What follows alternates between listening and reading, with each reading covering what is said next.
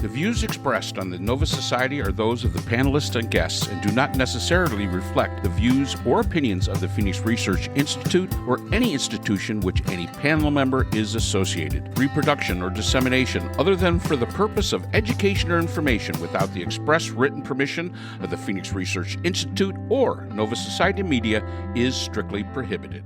And welcome back, everyone, to the Nova Society, or welcome to the Nova Society if you're a new listener. Today, I'm here with my panel. I'm Dr. Brooklyn Ann Weldon, and I'm the host.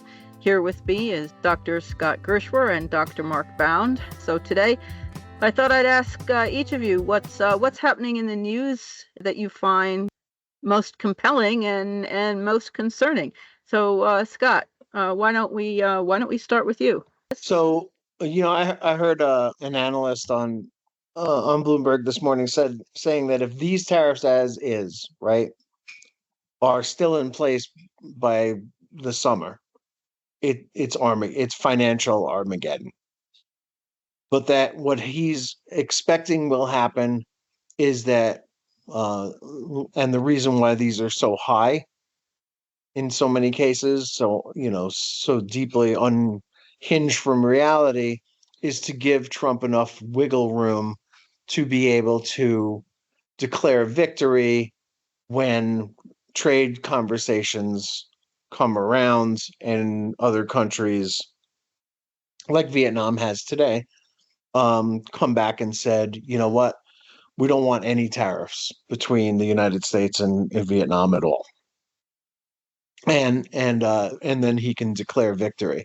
And that really does seem what it's all about. What I don't think is going to happen, though, is I don't think Canada, which is not part of this Wednesday announcement, but is subject to tariffs and a lot of really bad faith arguments on the part of Trump that he continues to repeat, even though they've been exposed as being lies, as Brooke says, and it doesn't stop. And just to give you one example is the dairy industry, where Trump keeps claiming that every gallon of milk or block of cheese that we sell to Canada, it has a 250% tariff on it.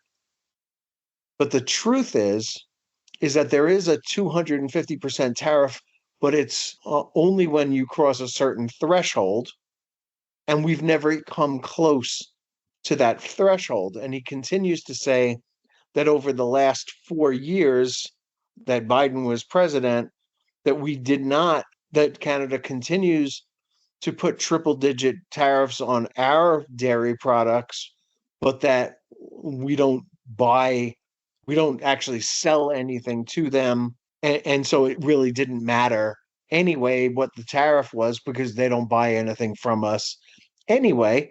And actually, in the last 4 years, between 2020 and 2024, the United States exported more than $1 billion in dairy products to Canada, and that's 55% more than when Trump was president, and none of it is subject to $1 worth of tariffs. Just bad faith all around.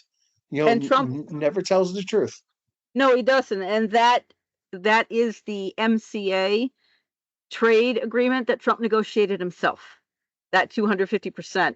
That the MCA, Mexico, Canada, America, whatever it's called, MCA, replaced NAFTA. And at the time, Trump touted it, it's the greatest thing ever, the greatest trade agreement or whatever. So that 250% is Trump's own trade agreement. And as you say, we never got to that point. So he continues to lie. No one, very few people fact check him at all. And so the message just continues to float out there. And it's inaccurate entirely. So what's the crazier thing, Mark? Putting tariffs on our best two trading partners, which is Mexico and then Canada, or two of that three. I think China would be in there as well. Or putting tariffs on an island occupied by nothing but seals and penguins. I feel bad for the Penguins. I really feel bad. But and when I saw that, you know what I could? There was what was the comic strip that had the penguin on it? Tennessee Tuxedo. No, not quite that far back. No, it was in the papers. The voice of Don Adams. Yeah, the voice of Don Adams.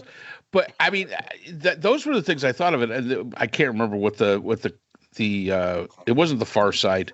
Bloom County. Huh? Bloom County, and they had the penguin, and all I could think of was that poor penguin. He's going to get all those tariffs put on him instead of shame. The whole thing is silliness. I mean, it really is silliness to think that the people are not going to respond. I mean, I just, as I said before, I don't see where the end game is going to go. If you want to change the world's economy, you've got to do it partnership with the rest of the world, because believe it or not, the rest of the world isn't going to just roll over and play dead for you. And I think that we're seeing that, and it's the the Penguins and the American consumer that are going to truly have the hardest time with this. And I saw Jim Cramer was on CNN, and he goes, I feel duped. And I've never agreed very much with Jim Cramer. But the fact is he says, I feel duped. And that's where we stand right now. So congratulations, United States. You got the government you deserve. Sure. Yeah, well, we didn't. And I mean, anybody who didn't vote for Trump and anybody who really didn't understand, I think, what they were voting for, who really didn't. Jim Cramer is an outlier in the Trump world, because if you look at the Twitterverse and see the comments by people, if they're even real people, it's one person after another saying it's about time we're fighting back against the unfairness towards us. And I got to say, man, I haven't felt all that unfair. When I go into when I went into a clothing store and walked over and looked at what was on sale for how much, I felt pretty good about being an American consumer and buying things. Now, he was elected basically to get the price of eggs down and not much more than that. And you're seeing the biggest inflationary move that a president has ever made. So, but his fans are still his fans. I don't think that's changed yet. I guess that, it always goes back to the original, Make America Great Again. I didn't know we weren't great before him. We were the wealthiest country. Our people had a very high standard of living. So if we were being treated so unfairly, how did we have such a high standard of living compared to the rest of the world? We were the envy of the world. And now we've turned it around to where we're not the envy. Now we're just the damn fools that couldn't shoot straight. So that's about all I got on that one. Yeah. Well, thank you, everyone, as always, for sharing some time with us on the Nova Society. And we will see you again next time. Stay safe.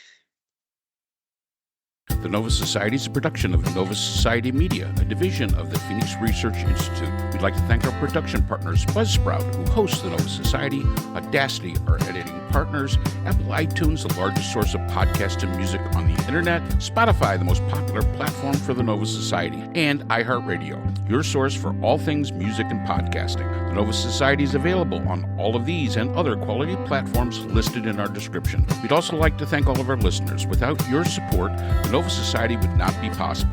If you have a question or a comment, we can be reached at nova.society.podcast@gmail.com. So for Dr. Brooklyn Ann Weldon, Dr. Priscilla Hobbs, Dr. Scott Gershwer, and all of us here at the Nova Society, I'm Dr. Mark Bound. Remember, the true power in society is knowledge. Thanks for listening, and we will see you again next time. We'd like to thank our sponsor for this episode, the Journal of Interdisciplinary Complex Science. The JCIS is an open journal for upcoming scholars. The JCIS is currently accepting article submissions on an ongoing basis. JCIS is a publication of Nova Works, a scholarly repository at Nova Southeastern University. A link to the journal is in our description.